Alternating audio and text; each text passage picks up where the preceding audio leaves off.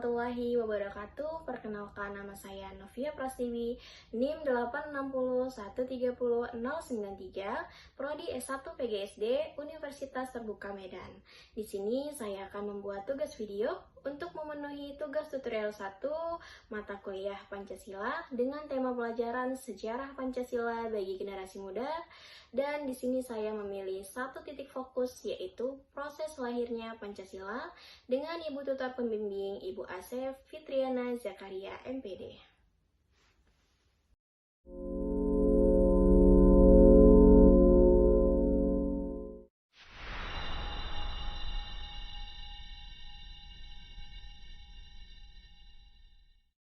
Pancasila adalah dasar negara Indonesia yang lahir dari proses panjang dan perjuangan para pendiri bangsa di bawah pendudukan Jepang pada tahun 1942 sampai 1945. Jepang membentuk BPUPKI pada tanggal 29 April 1945 untuk menarik simpati rakyat.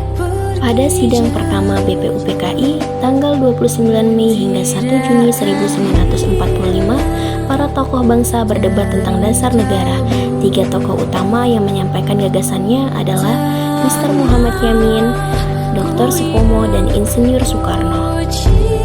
Kemudian pada tanggal 1 Juni 1945, Insinyur Soekarno mengusulkan 5 prinsip yang disebut Pancasila: kebangsaan Indonesia, internasionalisme atau prikemanusiaan, mufakat atau demokrasi, kesejahteraan sosial, ketuhanan yang berkebudayaan.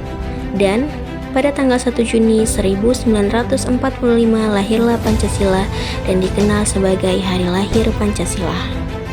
Setelah sidang pertama dibentuklah Panitia 9 yang beranggotakan tokoh-tokoh seperti Soekarno, Muhammad Hatta, Muhammad Yamin, dan tokoh lainnya.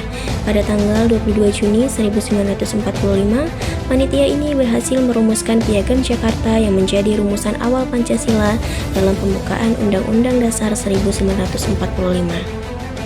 Isi Piagam Jakarta terdiri dari 5 sila, dengan sila pertama berbunyi ketuhanan dengan kewajiban menjalankan syariat Islam bagi pemeluk-pemeluknya. Namun, dalam persatuan bangsa, kalimat itu dirubah dalam sidang PPKI menjadi ketuhanan yang Maha Esa. Perubahan ini menunjukkan semangat toleransi dan persatuan dalam keberagaman. Pada tanggal 18 Agustus 1945, 1 hari setelah proklamasi, PPKI bersidang dan secara resmi mengesahkan Undang-Undang Dasar 1945, menetapkan Pancasila sebagai dasar negara, dan memilih Soekarno dan Hatta sebagai presiden dan wakil presiden.